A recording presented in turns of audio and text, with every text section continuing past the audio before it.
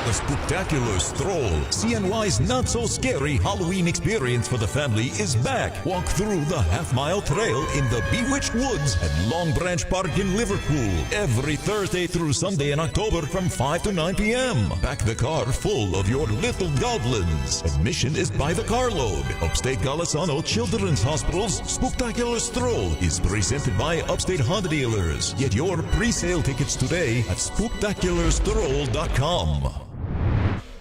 EN Radio. Tomorrow's broadcasting stars today. Broadcasting live from the campus of Syracuse University. This is Newhouse Afternoon. Welcome into our Newhouse studios. I'm here with Nicholas Whaley, Riley Underwood, Ailey Weiss. This hour of Newhouse Afternoon is powered by Drivers Village, Cicero. Go to dvoffers.com for more info. We have a lot going on around campus, guys. First of all, these soccer teams have been active the last about month and a half. This women's team, though, has been struggling, Nick. Yeah, I mean, we got to look at it in perspective, though, because the ACC is by far, well, I don't want to say by far, but they are the best conference in the country. And I think at the same time, you got to look at it that they've competed in a lot of these games, especially against the good opponents, and finally they got a result last night against NC State, a decent Wolfpack team. Went up 1-0, probably could have held on a bit better in the second half, but were able to at least finally get a point in ACC play. They had a couple more opportunities in the first half. They came out with their foot on the gas, really, and had some of those opportunities we haven't seen them get so far this year. There were a couple injuries coming into that game. Syracuse's star goalie, Shea Vanderbosch, was out with an upper body injury. The Wolfpack, they're starting their star forward, who hasn't really been able to produce too many goals this season, but really their only person they rely on up front, she was out. So with having each of those players out, it kind of made this game a little bit more evenly matched. It meant others had to step up. Mm-hmm. So I think in the end it was a decent result for both teams. I think particularly a little bit, maybe I would say NC State will be a little bit more disappointed that they didn't come away with the win. I think Aaron Fleury able to slot away the penalty was really, really huge. I think there were a few different players in the lineup for Syracuse. Like Sierra Collins got her first start for the Orange. I thought it was very, very cool to see her finally get her opportunity transfer from Mississippi State. She's somebody who's just been knocking on the door of a Syracuse back line that's been really, really solid all year long. So and very consistent all year long. So the fact there were a few changes, Blythe Braun coming in between the sticks. I thought she was decent, 9 saves on the day, and big shoes to fill when you come and go when you have to try and replace Shea Vanderbosch. She's been able to watch one of the best goalies in ACC, Shea Vanderbosch, so she was able to use some of that stuff that she's learned all season. Riley, this team is now looking ahead to next season. What are some of the things that you think they could take away from this season and bring with them into next year? Well, I think it starts by not looking too far ahead. You still have 2 games to go. You're not going anywhere this season. Mm-hmm. But you lost 7 straight ACC games, 7 straight games, and then you get a tie. That's not a win, but it's not a loss. It's getting better. Yep. It's getting better. You're playing against a team that you can beat, North Carolina State. They hadn't had a good year also. They're also winless in ACC play. So you pick up a tie, and maybe you're playing Miami and Boston College. Mm-hmm. Those, if you're playing your best soccer, you can win there's an opportunity to win those. So you really got to get those moral victories when you can, because if you just start looking forward to next year, you're not going to play your hardest this year, and then it's just going to carry over game after game after game. Well, this team has a lot of young talent as well, especially on that back line. They have Ibeo Cheng. She's great on that outside wing, especially defending against fast breaks. She's speedy. She uses her body well. She's a smart player. What do you think? I mean, I don't disagree with you. I think Ibeo has been fantastic all year, and someone that Coach Nikki Adams she's praised a lot all year long, and just how she doesn't really play like a freshman. She plays like an upperclassman. Mm-hmm. But she, to be fair, has had a few defensive mistakes, especially against Notre Dame. She was getting torched on the left-hand side at multiple occasions. But it's about learning from that, and Coach Nikki Adams likes to play very defensive. She likes to break on the counter attack. She needs pacey players throughout the pitch so that you can break forward with break forward quickly. And I think at the same time, like the team's just gotten better throughout the season. Especially, they had that 2-week stretch where they played 4 teams in the top 10 back to back to back. Yeah. And nearly got a result against UNC. Probably should have if it wasn't for a little bit of a questionable decision by the referee. And like the fact that now, like Riley mentioned, you've got Miami and Boston College coming up, 2 teams that, well, I say Boston College, that could be a little bit more interesting going forward. Like it's a momentum builder going into next year. Already mathematically won't be able to qualify for the ACC tournament, and the NCAA tournament is basically they need a miracle to make it, unfortunately. But yeah, I mean it's I think there's progression. Yes, for sure for the Syracuse. And one thing I liked about yesterday's game, they're almost even in shots with NC State. The 2019 Wolfpack had 1 shot up against them. You don't see that in any of their other games. It's just a crazy proportion. The Shea Vanderbosch is getting sprayed with shots, and Syracuse is not getting any off. So it's good when you can see that number kind of get a little closer and try to carry that into the future games also. I mean, you compare that to the Notre Dame game where they had 38 shots against the Orange. So I think, it's getting better. And then Pitt, there's 37 shots. Yeah, well, Pitt is the best attacking team in the conference as well. Probably the best attacking team in the country. So that you got to put that in perspective. Notre Dame as well is up there with one of the best attacking teams. The ACC is just that good. Yeah, it just is. It's so competitive. I mean, they started off really well in the first half, and then they kind of fizzled out in the second half, which I feel like is a little odd, I guess is the best way to put it, because you're finally up in a game. You have that spark, you have that energy. Why not maintain that into the second half and finally get your first ACC win when you only have 2 games left in the season? I think that the reason for that, though, is that it's a young team. We've seen this on the men's side as well. A team that's young, it's a mix of experience and players who hadn't really been in that position, haven't led a game in a really long time.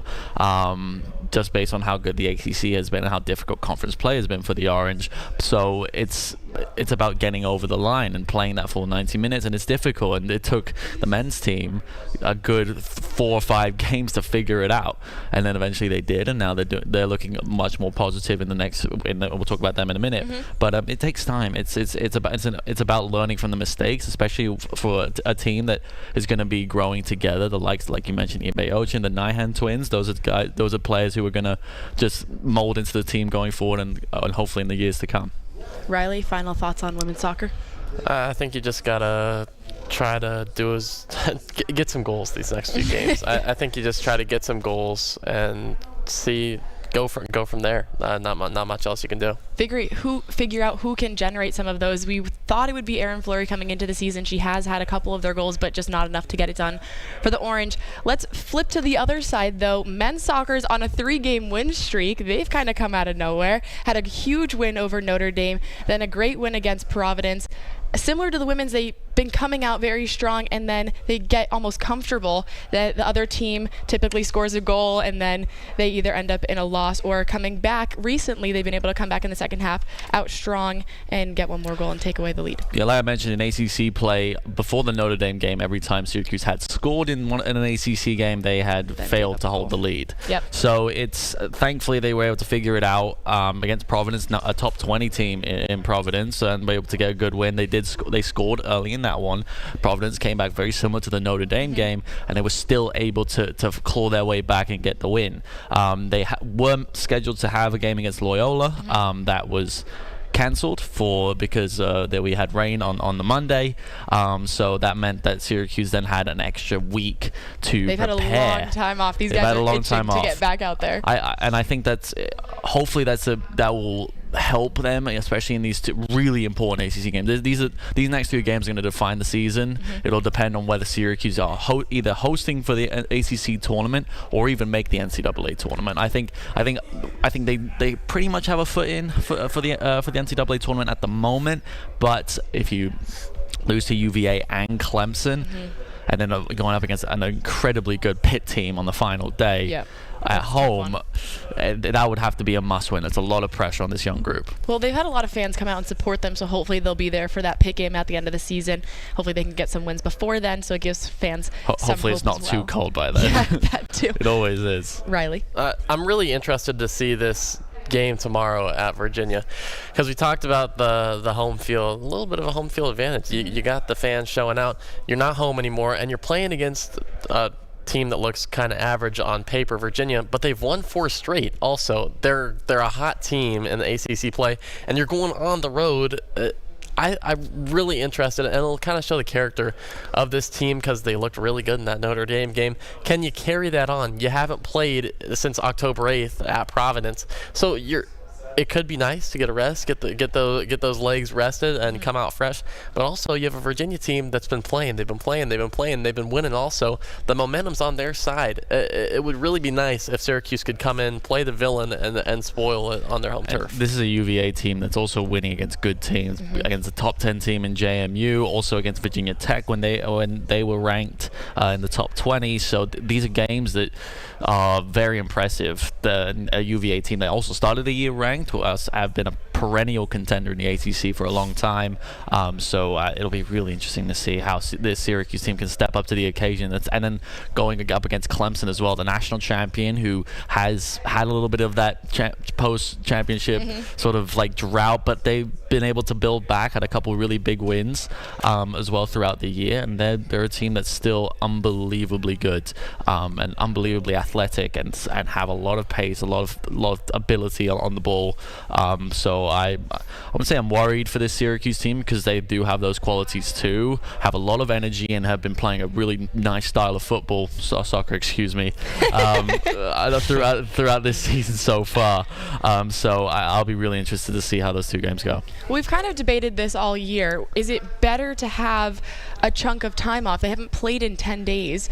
Or is it better to kind of constantly be playing, get into that groove of things? Well, it's interesting, especially later in the year. I think it depends, especially if you're on a good run. I think more games earlier in the year is better, especially up here in central New York, because it's not as cold. Starts to get chilly. The earlier in the season Except is it's perfect. beautiful outside today. It's still cold though. No, it's like 60s. when the sun's on you, it feels so nice. If I walked outside and I had to go back in and get my jacket on, that means it's cold to me. You're from California. Okay. So that we can take that into consideration. Okay. But anyway, I do think that at this point in the season, to prepare for these final 3 games of the season, having that 10 days off might not be such a bad thing. Yeah, I don't think it's a bad thing at all. When you look at their games they've played, when you're coming off those long breaks during the season, it honestly hasn't been their best performances. They've played better when they're getting those game after game after game. But in this case, all those were kind of earlier in the season. When you're late in the season, late in ACC play, you only got 3 games left. It's kind of nice to almost have that Loyola game canceled. Although that's a game you want to win anyway. It'll look nice on the resume. But it's still nice to get that rest and going into Charlottesville to play a good Virginia team. I think it'll play their advantage to come out fresh. Well, they're not the only team heading down to Virginia. Women's field hockey also heads down there. They have a game today, and they're wrapping up their regular seasons. On the other side of the break, we'll talk about 2 teams that are about to kick off theirs. Game day radio coverage of Syracuse football is brought to you by Burdick Ford and Burdick Toyota. Cool. Are we talking about women's basketball We too? are the pulse of the orange. Whatever you guys want. ESPN Radio Start with 97.7. men, see how long we yap for, and then Yeah. I'm cool talking about women's though, Cool. because they have more question marks, I think, overall For women's. really? I would say so. Interesting. You just lost one of the best players.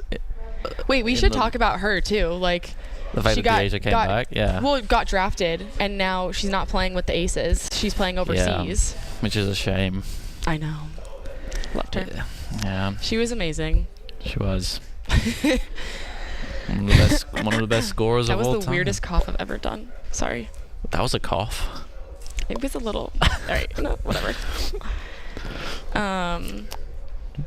What do you think their men's soccer can pull off the win against Virginia? I think they'll win one of the 2. Against Virginia or Clemson? And Clemson. They'll take one, which is all they really need. I think they need to win one of them to guarantee at least the NCAA tournament. Do you think they should be ranked or no? Q's?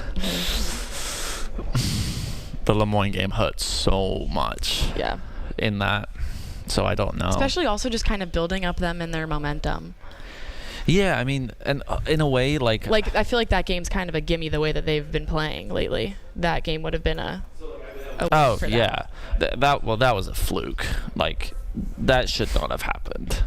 And then, because we're in break, I do think it's a little bit shady that they canceled the game because it did not rain on Tuesday. Yeah. Okay. I saw that the game was canceled. It was earlier, but it was because of weather. Yeah. But you know what happened last time they played a non-conference team and it was raining? They lost. Oh, so is McIntyre superstitious? No, I just think that they didn't want to risk because Q's had less to gain and more to lose from that game. Well, if they lost, but I mean that's a game you should win. Even if they drew though, they would have looked bad. Yeah. And in a game where it's raining, it's unpredictable. Yeah. So I think. I mean, I'm no conspiracy theorist, but I think maybe if there was an option, I think they would have taken the canceling of the game. I don't know what goes into that though. I don't know who makes that decision. Whether that's maybe Loyola made that decision as well. Don't know. Because they're from Baltimore, so who knows.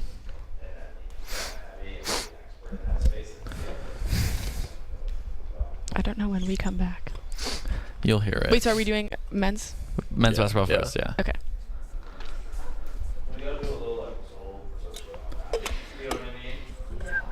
Who do they play this week? Who's the first game? Yeah, Clarion. Riley's gonna go off. Riley can talk ball. I'm so excited. Wait, I hope we get to do a show together. Yeah, that'd be sick. That'd be so fun. Yeah. That would be awesome. I'll be there for moral support. You should do a hit. Oh, I should do a hit? Yeah, all right. Or go live from somewhere. Reporting live from the ice rink. From the ice rink. Oh, I don't know anything about hockey. It would not work. Rinkside reporter. Whaley, the rinkside reporter. It has a nice ring to it.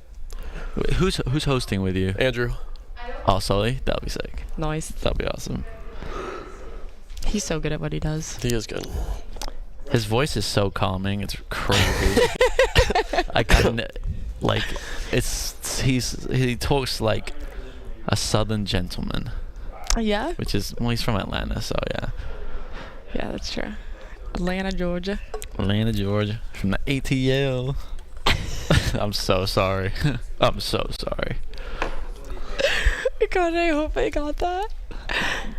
Those watching on the Twitch chat definitely heard that. What's up, guys? Do we have anything in the chats? Nothing right now. What? Come talk with us. Guys, ask us questions. Huh?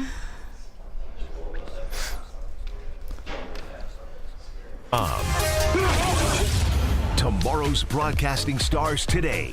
Broadcasting live from the campus of Syracuse University. This is Newhouse Afternoon. Welcome back into our Newhouse Sports Media Center show. I'm here, Ailey Weiss, alongside Riley Underwood and Nicholas Whaley. Guys, we just talked some soccer. Now it's time to talk some ball. Riley, I know you've been itching to start talking about this team. Yeah, I think it's going to be a really fun team to watch. You got a lot of new faces coming into the program, a lot of faces leaving it too. But it's a team that finished tied for 5th in the ACC last year, but it wasn't a tournament team. It wasn't as good as you would expect from a name like Syracuse. But Adrian Autry showed he can manage the team in his first year. Coming into his second one, he can recruit his own players. I think this is going to be a really fun team to watch. What is the main thing that they were missing last year that you think that they have gotten and recruited in the offseason? It's a facilitator, Ailey. It's a guy who can pass the rock. And I think they got that in Jaquan Carlos coming in over from Hofstra. Top 15 in the country in assists per game, over 6, and you had Judah Mintz dribbling the air out of the ball last year, and it worked sometimes, that ISO play. But the thing that was really missing with them was that camaraderie, that chemistry, that teamwork. It's not a one-man show. You can do it sometimes in the NBA or something when you really have a star. But even with the talent they had last year, there was no guy that could just give him the ball and he's going to win you some games. Now I think they can really pass the ball around, get some ball movement, get some motion, not just everyone standing around the perimeter, and really win some games in ACC play. I really love how J.J. Starling plays as well. I think he's really good at passing, but I think he can take on more of a traditional point guard role this year now with some new recruits coming in. I mean, that's what I would think. I mean, Riley, I'd ask you the question, do you think that J.J. is going to play more as the point? Maybe Carlos coming off the bench and having the likes of Chance Westry coming in as that too, because you gotta say the front court is looking pretty stacked as well. Like, and I mean, we look at the team depth in general is, I think, some of the best we've seen in quite some time. I mean, do you think that JJ will play more of the point? I honestly, in my opinion, I think he's going to play the two. I think he'll start at the two. I think if Carlos is as good as he was over at Hofstra, I think he has the potential to be a starter, and I think that 1-2 pairing in the backcourt could be really, really fun to watch, because Starling, he can play the point. He's really not a true point guard. He plays it when he needs to be, but I think he's better as a shooting guard when you have him, you set him some screens, let him drive in the paint, and he can shoot the ball too. I mean, I think having him at the shooting guard and Carlos at the one, I think that would be the best, but not seeing him play, so we don't know yet. We'll have a better sense in a week. Well, Syracuse is a big step up from Hofstra, a lot more pressure, much better competition that he's going to be facing. But let's touch on Eddie Lampkin, the big guy coming in. Yeah, I think he could be an X factor in either direction, honestly. We've seen him the past couple years, Colorado, Texas Christian, and he's a talented guy. He's a talented big man, but every team he goes to, he leaves. So it also kind of raises some questions. I know he had a lot of disagreements with that TCU coaching staff. That was a whole big blow up when that happened. So I think it's really going to come down to the locker room. We know he can play. We know he'll be a good big man, but is he going to fit in that locker room? I think that's the big question. Well, that was something they struggled with last season. Sorry, not to cut you off. You're good. And that was something they struggled with last season with a couple of players, and they all ended up leaving. And we know that Coach Autry does not tolerate any of that stuff. No. He wants to create that chemistry in the locker room. That was a huge thing that this team was missing last year. If they had had that, would things have panned out differently on the court? Yeah, I think especially though for Lampkin, though, it is last year of eligibility. He has to leave after this season. So there's no strings attached. He's heading out one way or another. Exactly. So I mean he's a great addition, and also now that you have him and Naheem McLeod, it's now you've got different options at the 5. So if you need someone a little bit bigger, like Mr. 7'4" McLeod. I've seen him, dude. That dude is so tall. Like, how's the weather up there, it's buddy? Crazy. Seriously. And it's like, I think his game's going to improve this year as well. And then you have like Lampkin, maybe a little bit bigger, and is able to just be a little bit more physical in the paint. I think that gives you that option off the bench. And for McLeod, I'd really like to see him improve, because he has the size, he has the tools, but you just got to be more physical if you're that big in the paint. How are you letting 6'9" guys grab rebounds over you? Yeah. That was a big one, and the question was rebounding. Last season it was a huge struggle. Rebounding. Justin Taylor was one of the guys who was getting a lot of rebounds, and he was playing like the shooting guard or a small forward. They can't be the guy. He can't be the guy who's getting the most rebounds on the team. I think rebounding's a big point of emphasis, and I think they got a guy maybe. And Donnie Freeman. Yep, I was going there next. You read my mind. Yeah, I mean, this freshman class is pretty good. I think that we're going to touch on not just Donnie Freeman, but I really want to see what we see from Elijah Moore. I think that's why I brought up that question. You think JJ will play the 1? I think we could see Elijah Moore at the 2. I mean, he's somebody that's not just on the court looks exciting. He's known already all across the region. He's got the bullseye. Everyone knows his celebration, and it's just exciting. Everyone's watching Elijah more, so I think there's a lot of hype around him, and I really want to see what he can do on the court. And I think that's the biggest part about this team. There's so many unknowns. We don't know who's going to be starting. We don't know who's going to be handling the rock, or who's going to be bearing the load of scoring for this team. We really don't know that yet. That's kind of what makes it so exciting, because it's not like, we don't have anyone. We don't know who's going to do it. We kind of got some guys here, and we don't know. It's whether they can gel together and see what they can do on the court. Who is going to be the best of it. And so I think that it should be really, really, really, really cool to watch. Well, that question mark might be the reason that they were picked 11th in the preseason ACC poll. That's the lowest that they have been ranked since they joined the conference 12 years ago. Yeah, I think that's an interesting pick. I don't know how you... They were 10th last year, so it's not really a huge difference. I don't know how you pick Louisville in front of them. I just don't get that. All the new ACC members were below Syracuse, so I think it's just they don't know what they're going to get from this team. They wasn't a tournament team last year, but they were picked 10th last year, and they finished tied for 5th. So I mean, preseason polls don't really mean anything, but it's just that's the view. And if you're coming in as an underdog, you can use that to chip on your shoulder. Come in. Well, I know, just speaking with students around campus, everyone is really excited for this basketball season to get started, not only for the men's team but for the women's as well. Absolutely, and I think the fact that everyone's doubting Syracuse basketball, I think that is like Riley mentioned. There's going to be a little bit of fire under the belly of these guys, and because you got a top 10 guy in the top 10 recruit, Donnie Freeman, who I'm sure wants to prove his worth, because it's likely he wants to go to the draft after this season if all goes well. So, and I think the same with Elijah Moore. I'm sure if he can have a breakout year as well, he's going to want to put the nation on notice and make his way to the league. That's the goal. That's the goal at the end of the day for these young guys. So I think it'll be very interesting to see what happens. And a guy we didn't even mention, Chris Bell. I think he's one of the best shooters in the ACC. If not, I think he'll be able to play more of that traditional shooting role this year. He was heating up towards the end of last season. He was just drilling threes from everywhere on the court, especially that corner three. He loved that spot. The Dome went electric in some of those games towards the end of the season. Everyone just wanted some wins towards the end of the season. And he's a Boeheim guy. He's a junior. He's been here all his college career, and he's the only guy on the team. He's the oldest tenured Syracuse player that stayed here the whole time. When you think about that, there's not another junior or senior that's been at Syracuse for 3 years. You kind of think of that. It's kind of crazy to think about. There's so many new guys on this team, but he's a bright spot, and he's stayed here through thick and thin, and you got to respect him for that. You don't see a lot of that in college sports anymore, and he's a great player too. I think that's just the way the modern age of, especially the big two sports, football and basketball, guys, they have the option to move around, and especially with NIL, that mixed in too. I think you got to give Coach Redden so much praise and his coaching stuff, what they've been able to do in the off season. So, and I don't think it's a make or break season by any stretch of the imagination. In the second season for Coach Autry, I really do think that this is going to be a season where they kick on him, try and break into that top 5 in the ACC. And I think physicality is going to be a big point of emphasis.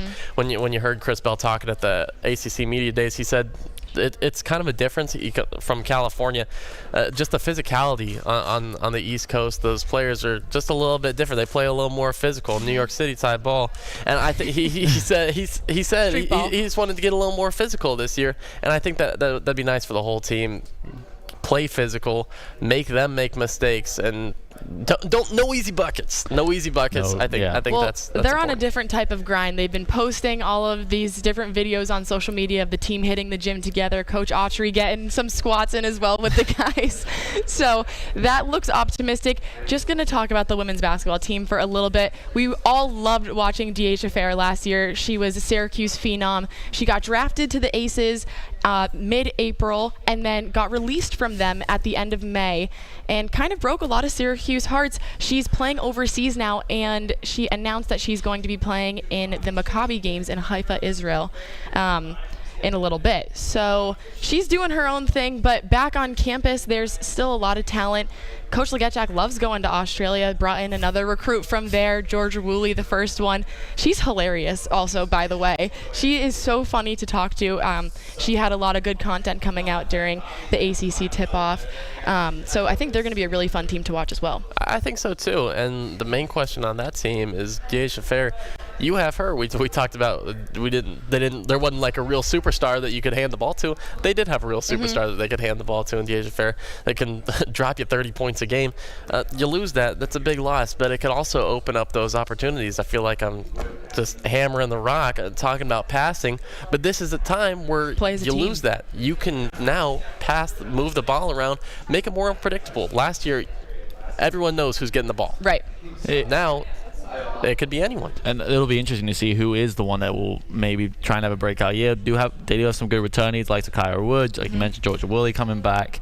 But you've also got a couple transfers coming in from ASU and LSU as well, like the Journey Thompson who's coming in. I think this is going to be a real test of FLJ's recruiting and what she's been able to do. Like she's known Deasia for a long time. Came from Buffalo together. Like so, it's going to be interesting to see what she does with a fresh group of players. And I think, in my opinion, FLJ is one of the best. Yeah. One of the best coaches. I don't know who wouldn't want. I want to play for her. I know. I don't know exactly. who wouldn't want to play for her. She's an incredible mentor, coach, leader. Not just one of the best coaches on campus, probably one of the best coaches in the ACC. So I'm super excited to see what they do. Again, they're also ranked 11th in the preseason poll. Another team that could be doubted and that could cause headways. So in a way that there's not much expectation for this Syracuse team going into this season. So I think there's opportunity to I think that could play to their benefit. Absolutely. I think is kind of where you're getting at, and they can kind of fly under the radar and then really just shock everybody once they start their ACC play. And I'm really looking forward to see Sophie Burrows play. Yep. Really a freshman last year that kind of hot and cold. You didn't know what to expect day in and day out. But there was games she drops 15 points. There's once in a while you see the spark where, hey, she's pretty good, only in her first year. I think we see her step up this year into a more prominent role, maybe a starting role, and I really think she'll be fun to watch. Her and Georgia Woolley. I think she'll be able to step into that role because they lost Latham and they also lost Perkins, which kind of seemed to be that person that they would go to when Fair needed some help out there on the court as well. I'll be interested to see as well what we see from our good friend Isa Verjao. See how she's the best. Shout out Isa. Sixth season now for her. I love. They were making all these TikToks and it was on the freshman with her and it was like, Grandma. So yeah, funny. I mean, so we'll see how her final season, a very exciting year for her. So I'm excited to see what she can do on the court as well. Well, a lot of exciting stuff coming on the basketball court for Syracuse. On the other side of the break, we're going to take it national and talk about some baseball that's been going on. This is Orange Nation. Did you?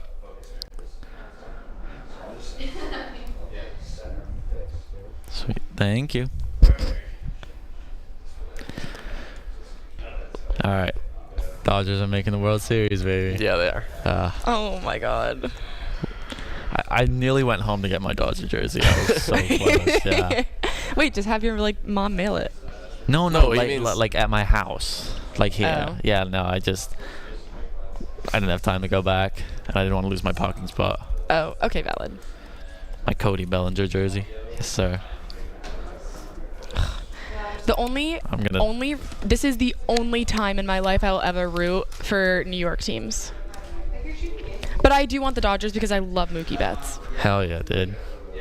Because he got his start with the Red Sox. Don't forget your roots. Yeah, but then he left for the superior franchise. Well, last night at the studio show, they had the Yankees-Dodgers game on. Mets-Dodgers? Yes, Mets-Dodgers game on. Ari was texting me. That was insane. But then the walk-off. Oh, for the Cleveland game? Yeah. Wow, that was awesome. Oh my God, they were screams, and it was like someone just get murdered in here. Holy. Basically cow. every Yankee fan. Oh, gesundheit. Bless you. You're good. No, you're good. No, I mean, the Mets series, like in general, has been so like boring, like because it's all been blowouts. Yeah. It's been like the Dodgers have won. Yeah, but you knew the Yankees weren't going to sweep them. Like, Oh, for the Cleveland game? Yeah. Yeah, no, I knew they wouldn't. That too. I personally think that the NLCS is the battle for the best team right now in the league. I see Dodgers winning it. of course you do. What do you mean? Of course I do. He's a Kansas Yeah, I know, but I City feel Royals like- fan. I don't know. I feel Why like would I care? Why would I Wait, care? Were I could see you you as were a you at Dodgers Yankee fan. Stadium for the games they won? For the game they won? Yeah. Yeah, that's sick though. Yeah. Was it 4-game series or 5 games? Well, it went to 4 games. It went to 4. Yeah, that was best of 5. Yeah. They look good though. I feel like they just got unlucky. You know, a few big mistakes. That pitching was just. Yeah. Yeah, it was just. Didn't turn out. But the fact that they've been able to improve so much so quickly is huge. Yeah. You can't. Yeah, that's a good season. Really, really good. Great season. Yeah, it's been way better than the Red Sox, that's for sure. Okay. Yeah. I was really hoping you guys weren't going to go there. It's a work in progress, okay? Not all of our teams can be good. What progress? Not all of our teams can always be good. Guess money doesn't buy winning all the time. Yeah, that's true. Can't wait for this. Says you. I can't wait for Yeah, the Celtics. says the team that has one of the lowest payrolls. Yeah. Okay. Can't wait for the Celtics to lose to the Knicks. Yeah, okay, buddy. They're going back to back. It'll be so upsetting if they do. I really wouldn't put. I really think it's doable. It is. Because the East is very weak. So many excuses. Sweet, Cool. thank you. Damn, this break's long. I know. But no, I think We'll talk baseball for a little bit, but I want to give you time to do your hot take. I don't need a ton of time, but yeah. we just at 45 or because the breaks are 5 minutes, so Yeah. Breaks are 5 minutes. yeah. Sheesh. And we gotta be done by 55:20. Okay. So we'll talk MLB for 5 minutes, then get off. Thank you. Right? So that it'll go to 45, then we'll be off the air. Then that gives you 5 minutes for your hot take. That's fine. Okay. Cool. I'll try and keep an eye on that. If I'm going too long, just be like, okay, and? I'm so happy they put those. I know, I think I'd be sweating.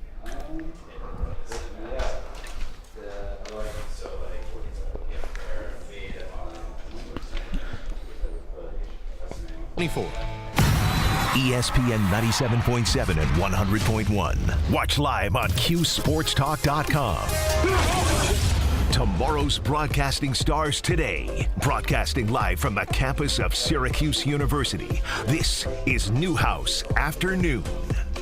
Welcome back into our Newhouse Sports Media Center studio. Nicholas Whaley, Riley Underwood, Ailey Weiss.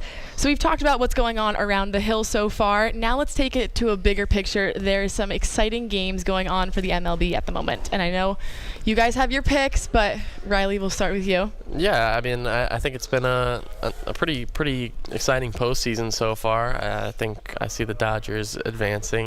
I know Nick likes Yes, that. they are. Yes, they are. Yeah, no, I mean, you say this. The postseason was exciting until the NLCS. Those games, from a neutral perspective, those games have From been. a neutral perspective. Okay, they've all been blowouts. Yeah. Like the Dodgers, 3 games that they've won by 8 or more runs. Shut out the Mets twice. So I think in a way, as much as I am biased and I really want the Dodgers to win the World Series, I think the way that the Dodger pitching has actually made a big step up, and I think the Mets they've been on this miracle run. They've had the aura around them for a number of months now, and I think they're just running out of steam. Think their luck's gonna run out? They're just, it's running out. They've had an incredible year. The fact that they were even able to get to this point is massive, and I know all of New York is going to be absolutely devastated. Half of the Syracuse campus is going to be absolutely devastated, because I feel like it is about 50% Mets fans here. I feel like everyone is, but or that's just because everyone wants the Dodgers to lose. I don't know, but I mean, hopefully that because if the Mets can push to a Game 6, they'll have Maeda on the mound. And that could actually make things a little bit more interesting because that's the one pitcher that the Dodgers have not been able to hit.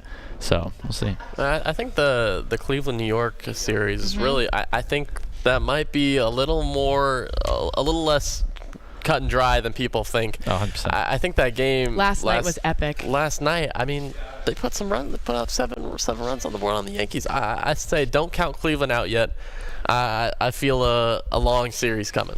After those first 2 games, I feel like the Yankees kind of were like, okay, we can kind of settle in now and we got this. But last night with that walk-off, we had a studio show last night and there were screams, both good and bad, that were going on in there. It was pretty electric. No, I think Riley's absolutely right. This series is far from done. I think that, in my personal opinion, the AL is a lot weaker than the NL. So I think whoever does make it to the World Series, whether that's the Mets or the Dodgers at this point, I think the NL will have the advantage. But man, I think that this is a Guardians team that is just so under the radar that like everyone's just doubting them. Obviously, going up against this juggernaut in the New York Yankees.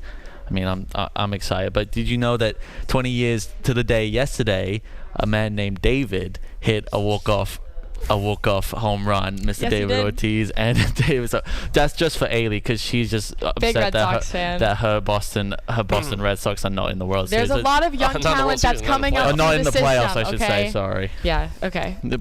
Anyways, let's get your picks for who you think is going to be in the World Series and then who's going to take it all. I mean, Dodgers will. I don't think they'll. I have the suspicion they won't win tonight, but they will win Game 6 in LA. The ALCS, like Riley mentioned, is going to be close. I could see it. I could see Cleveland winning tonight as well, and I think Yankees take it in 7. So yeah, and then it'll be Yankees-Dodgers World Series. I think Dodgers win it in 6. I think I'm going right with your picks, Yep. except I think the Dodgers might have a little easier. I think it's Dodgers in 5 over the Yankees. You know when tonight? I think the Dodgers are hot. I like what I've been seeing. Shohei, man, he's Oh my God, crazy he's insane. And with runners in scoring position, he's like half his hits are home runs. It's insane. I think he's 17 for 20. Like with running, something more than that now. It's insane. He is superhuman. Yeah, he's unstoppable. Literally. He makes $700 million look cheap. It's unbelievable, and he's not even pitching, which I honestly feel like he might not even need to pitch anymore. I don't know. And Yankees and Guardians, that's going to be an interesting pitching matchup. Neither of those pitchers pitched in the postseason so far. Gil too. Yeah, I mean, you got a throat tattoo. I don't know if I could get That's gonna hurt. Yeah, I don't know. I couldn't do it either. I don't know if I could get that, but yeah, I think it's gonna be a close series, but I think Yankees will advance, Dodgers will advance. So I got Los Angeles taking it. Let's go. I think we're all on the same page on this one. I'm taking Yankees, Dodgers, and being the avid Boston fan that I am, I cannot in my good graces take a New York team. So regardless of that, going into my neutral, I do think that the Dodgers will take it all. For Mookie Betts. Yes, Mookie Betts. Started in Boston. Don't forget your roots. But yes, he's the best. He's been so fun to watch along with Shohei. So lots of talent on that team. I just don't think that the Yankees have enough to stop them. I think that'll be an amazing World Series. Yes, I agree. And I think in a way it might. I don't want to say that the MLB really needs 2 big markets in the World Series, but they kind of do. I think a Yankees-Dodgers World Series would just be electric. The whole nation will be watching. I think, like, as much as it would be an amazing story for the Guardians to finally break the curse and finally win after 78 years. God, that's horrible. I mean, like, I think it'd be an incredible story, but I think the last 2 World Series were just not very exciting and just didn't really bring the viewership, didn't bring the excitement that I think the MLB really needs. And as exciting as October baseball is, I think a Yankees-Dodgers World Series would just be the spotlight that they need. Interesting. We were talking about the payrolls. Coming in at number 5, Astros, 4 Phillies, 3 is the Dodgers, 2 is the Yankees, and 1 is the Mets. So I don't want to hear it.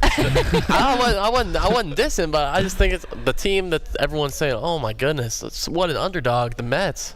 No, they're spending the most money in the not leagues. much of an underdog, right? I guess the argument is that most of those players who are on those contracts are injured, like especially the pitchers, likes of I don't know if like the likes of Scherzer and Verlander still count on those contracts, but I don't know.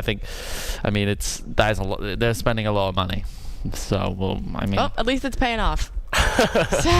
We'll see. They nearly didn't even make it. They didn't even barely made the postseason. Okay, but they're making the best of their time there. Wait, who was number 5 on that Number list? 5 was Houston, the Astros. Really? Yeah. Where are the Padres on that list? Padres must be are close. 14th. What? Yep. No way. Goes number 1 Mets, 2 Yankees, Dodgers, Phillies, Astros, Rangers, Blue Jays, Braves, Cubs, Giants. That's top 10. Goes Cardinals, Red Sox, Angels, Padres, White Sox. Wow, the Red Sox spend more than the Padres. That is. Athletics are in last. Oakland's last. Well, yeah, they don't spend any money. Bless them. Yeah, that's still the most heartbreaking story of the year, sports story of the year, or one of. Yeah, it's got to be. But All right, that's all we've got for the MLB right now. On the other side, we're bringing back what we did last semester, our hot take. Riley's got us with that one right after the break.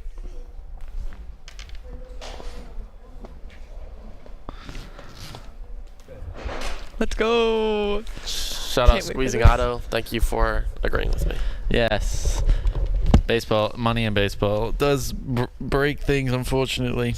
It doesn't make sense sometimes. My ears are kind of sweaty. I think it'd be nice to do like a salary cap, just like every other league. Level the playing field. I don't know. How'd you kick my water bottle? Oh, sorry. I do think oh dear. I didn't do that. I mean, the thing is, baseball is a sport though where you can win. You have been able to win like with less money. Here we go, everybody. That's good. Wow. That's good. That is so much. We need a little glass that has like a Syracuse S on it to make it more festive, I think. We have they sell them at the bookstore. Yeah, they're only $50. That is true. So overpriced. We should go to like when Qs play and they score more than like 25, they get like 25% off or something. Really? Yeah. Wow. And then during basketball, it's like if they win by a certain number of points, it's also 25. They should do the basketball number of points. Yeah, number of points. Yeah, that's how much off. They should. Better chance. Yeah, you think Syracuse is gonna do that? They love their money.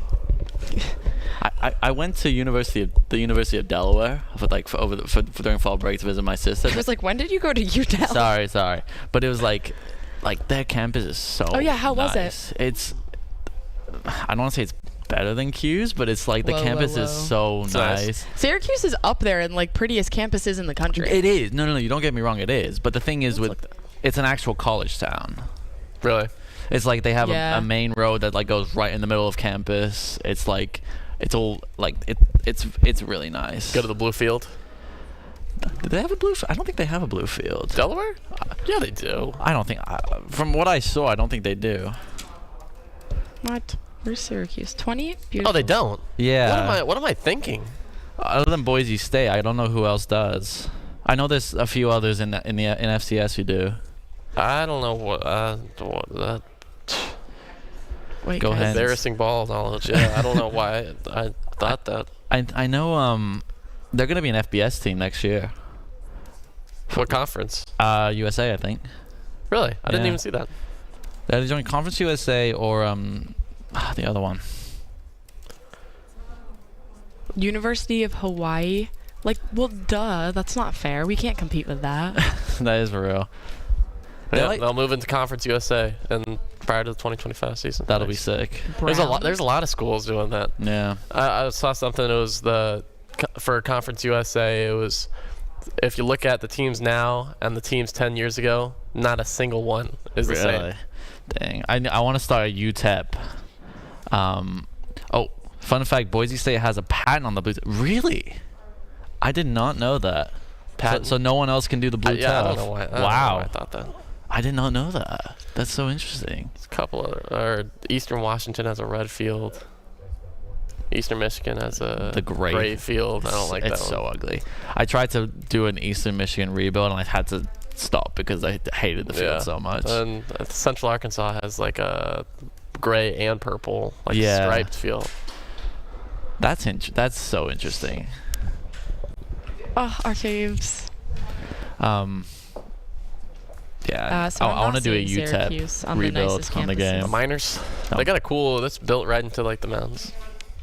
They won their first game in like a year, this week. Yeah, they're not good. No. And they're joining. I think they're leaving Conference USA. I think they're joining the Mountain West. I'm pretty sure. Damn conference realignment. Guys, I fear Syracuse is not on the top ones.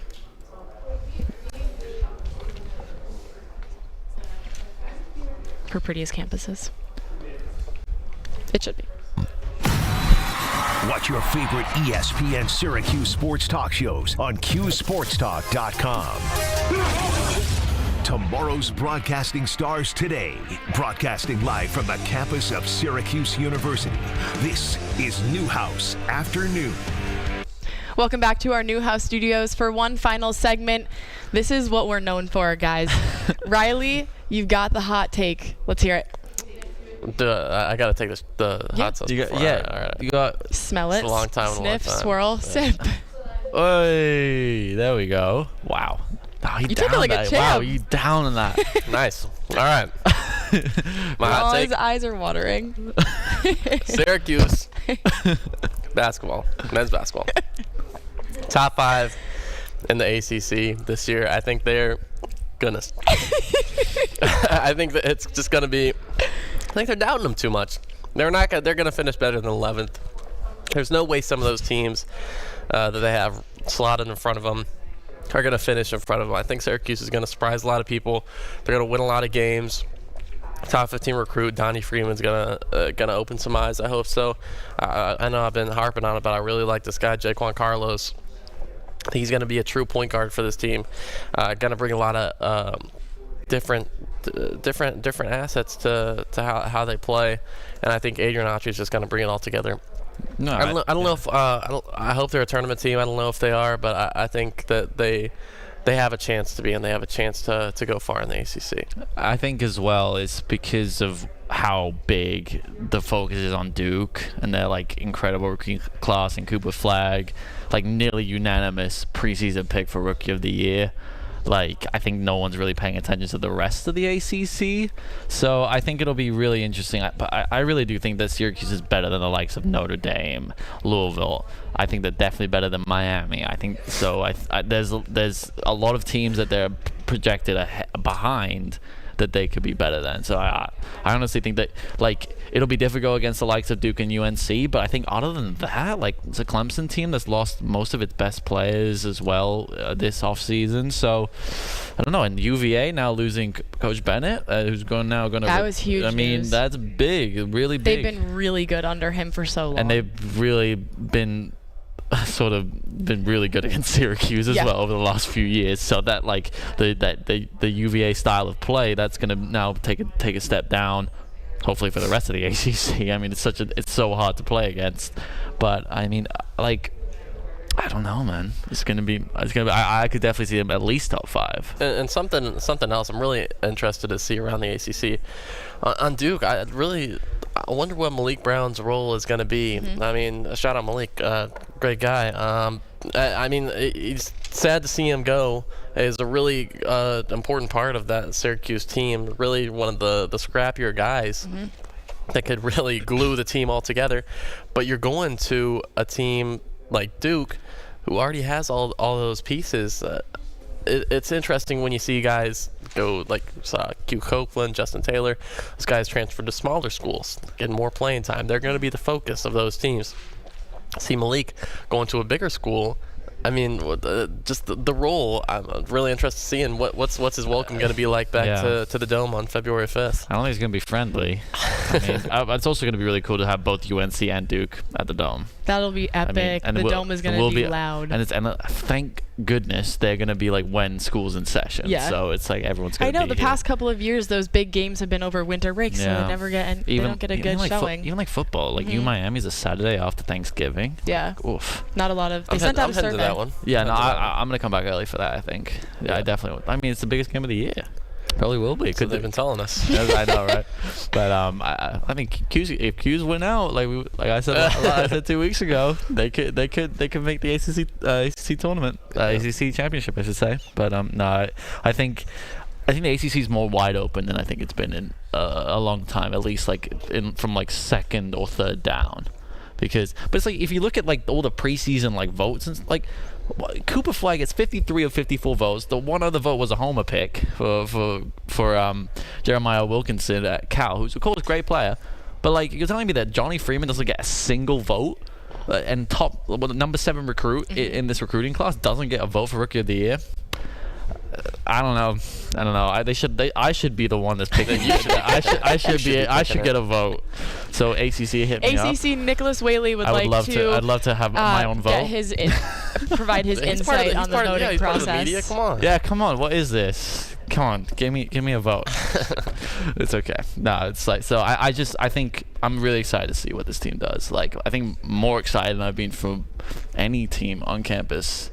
Probably since football this year, though. But like, yeah, I was gonna say maybe football. Football's. But it's like you mentioned. There's so many unknowns, but there's also so much raw talent there that it may not be proven at the college level yet. But it's just there's excitement, and I think finally Syracuse sports are back to where they should be, and where they are now. We got a football team that's 4-1, 5-1, excuse me. 5-1, and going up against a good Pittsburgh really team good on the road, team. Undefeated. And then Virginia Tech after that at home after they beat BC last night. So much excitement. Oh my goodness. Lots of exciting stuff going on over at Syracuse University. Over at it? Or here. Yeah, I guess here, but for them it's over it.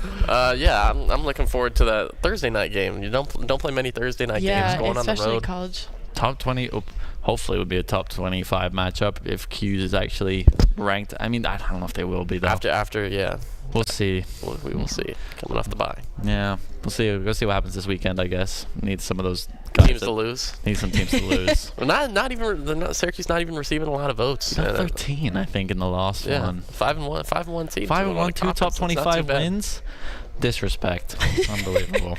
Well, on that note, that's all we have for you guys today. Thank you so much for joining us at our Newhouse studios for Newhouse Afternoon. I'm Ailey Weiss alongside Nicholas Whaley and Riley Underwood, and we thank you for joining us today.